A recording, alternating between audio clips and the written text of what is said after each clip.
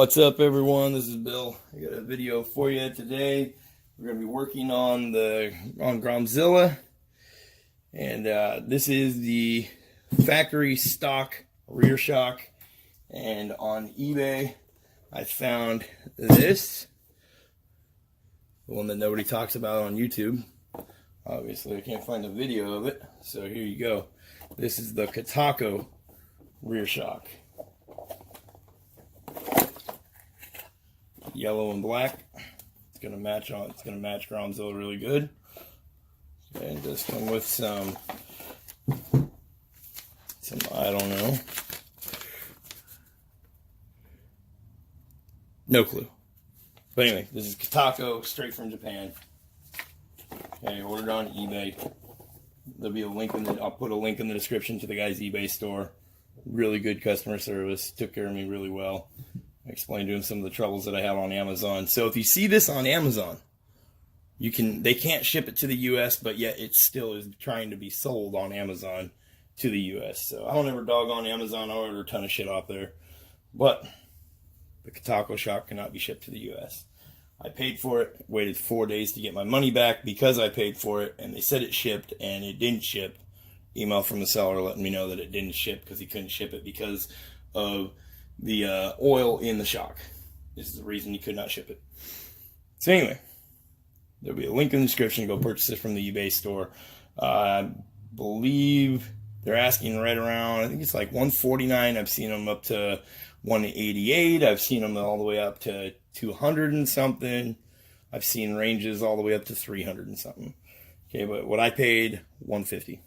$150 out the door, shipping. I think it was like $155 total for a couple or 2 days shipping total.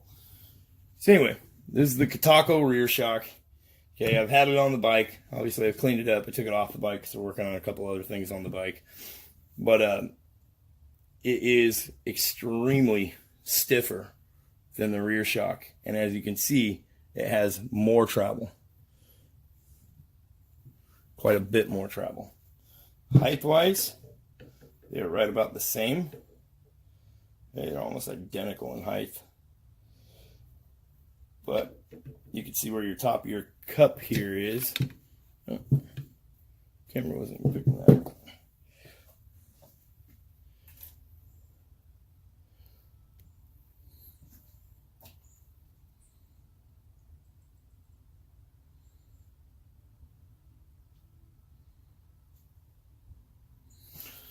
Alright, so height-wise, see, this is the stock one. Here's the new Kitaco one. They're literally identical in height. But you can see where your top of your cup is down lower than your stock one on the Kitaco shock. And you can see where your piston is inside here.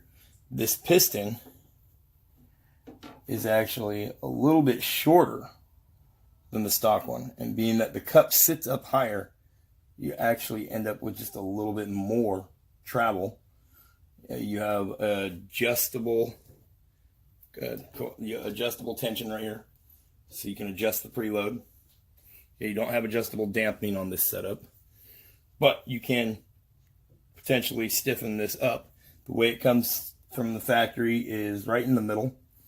Okay, you could drop it and you could actually let the spring float with the weight of the bike. It's going to compress, which will give you less travel, a softer ride, but it can also potentially lower the bike about an inch, which translates in the rear end a couple inches. You know, you're moving this with the swing arm being so far back. Okay, so I'm 200 pounds, 180, somewhere right in there. Okay, and I can bottom this shock out like it's nothing. I can sit down on the bike and bottom this out. It's super soft. The bike is rated for 220 pounds. So me with full gear on the bike, I hit a bump and this thing is getting squished all the way down. The Kitaco is not. Okay, the Kitaco, I can bounce on it. It comes right back. It doesn't sag.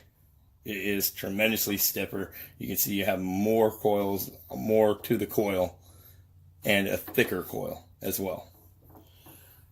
Okay, so get the caliper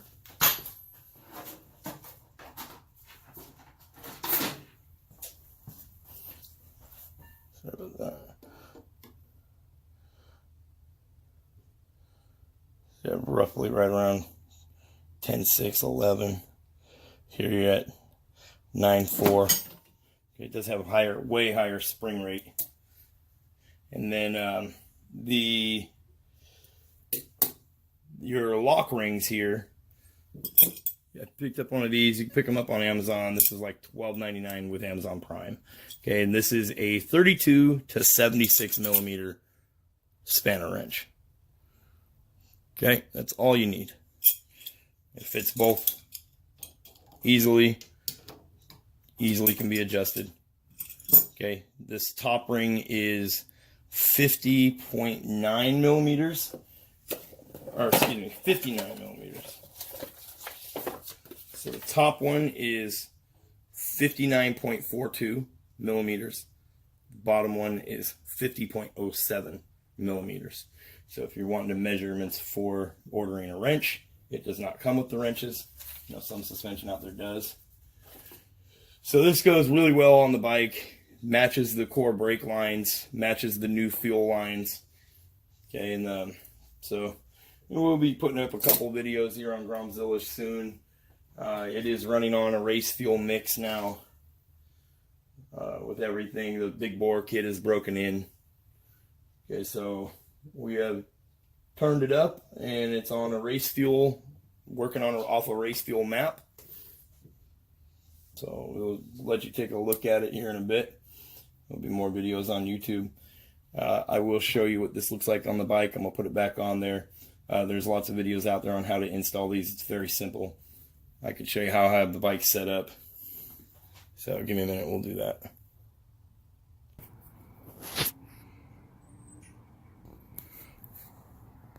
Okay, so here's GROMZILLA. So we have this side taken off here, all the plastics off of it. You're gonna need to have access to this, and since I have that dual exhaust, so this right here is your key lock for your seat.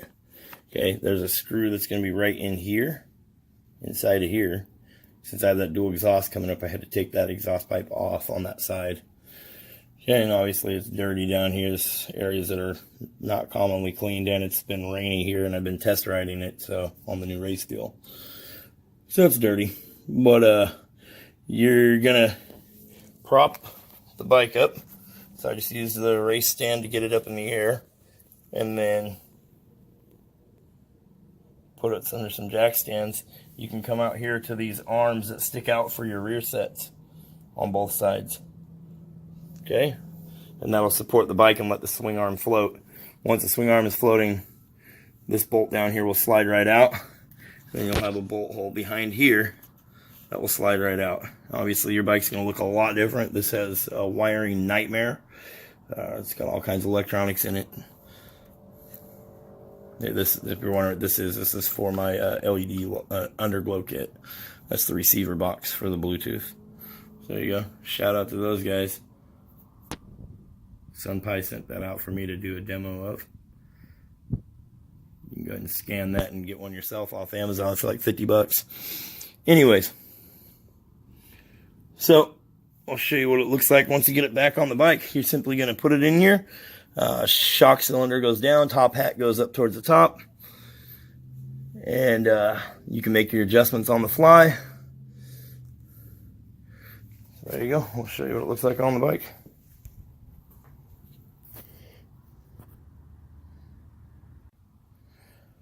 Okay, so I got it mounted back on the bike to show you guys real quick.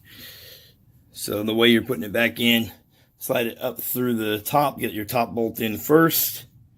Okay, come in from the right hand side, nut goes on the left hand side. Okay, get that in first to hold it in position, then you can line this up and slide it right in here. If you put this one in first, you won't be able to clear this piece up here, it'll hit. Okay. And these are 34 foot-pounds, and they are a lock nut on here, so you don't need to use Loctite. There is no washers either. Okay, and then the suspension, just like most suspensions, is going to have a bushing in there. Okay, so we'll put all the plastic back on the bike. Get this piece back up inside here. And get it all put back together, and I'll show you what it looks like. Okay, so I'll show you what I was talking about, how stiff the suspension is. As you can see, we got the bike all back together. I'll give you a walk around of the bike after we film this, but what I want to show you is, now I have it adjusted approximately 3 millimeters up from the middle. So 3 millimeters from the top ring on the rear shock. I've taken it 3 millimeters up and stiffened it up. Okay, so as you can see, stock, this bike squishes down when I sit on it. On this new rear shock, I mean, it is smooth. Now I obviously gotta balance out with the front end now. Maybe just change the oil or put some Olin shocks on the front end. But I mean, it is, I can't bottom this Kitaco rear shock out. I can't bottom it out. And I'm probably 185, somewhere in there. With all my gear on, easily 200. And this thing, it holds. You sit up higher because it doesn't have any sag.